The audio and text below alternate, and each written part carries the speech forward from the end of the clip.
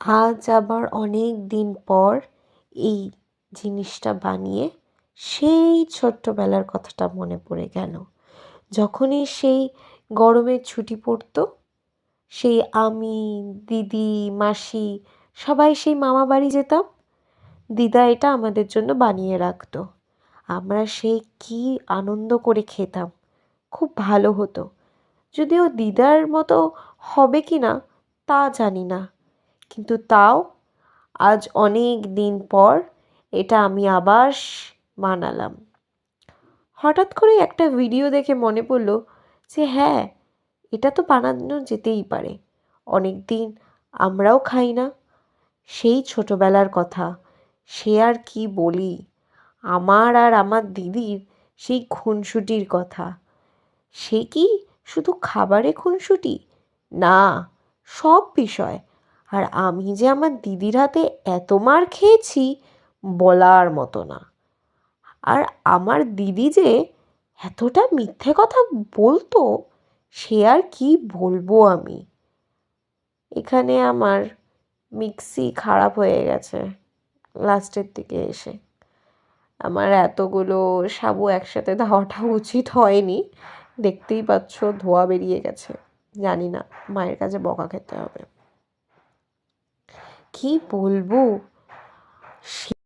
ওমা সে কি কাণ্ড! যখনই কিছু ওর মুখে যেটাই ভালো লাগতো আমার পাত থেকে হাফ ওর পাতে চলে যেত। আর সেটা যে কিভাবে চলে যেত সেটা আমিও জানতে পারতাম না। আর কি বলি তোমাদের, এই নিয়ে কত মারামারি আমাদের। খামচাখামচিও হয়েছে অনেকবার। কে জিততো? ওই আমার দিদি। রক্তও বার করে দিয়েছে খামচে। আর আমি কি করতাম? ভ্যাঁ করে কেঁদে উঠতাম, কারণ আমার তো আর হাতে কোনো অস্ত্র নেই সেই কাদা ছাড়া। ব্যাস, মাসি আসতো আর দিদিকে এসে বকা দিত, ব্যাস হয়ে যেত। যদিও তোমরা বলো এখানে কি আমার কোনো দোষ ছিল? না তো, আমি আমার মনে বাপু খাচ্ছিলুম।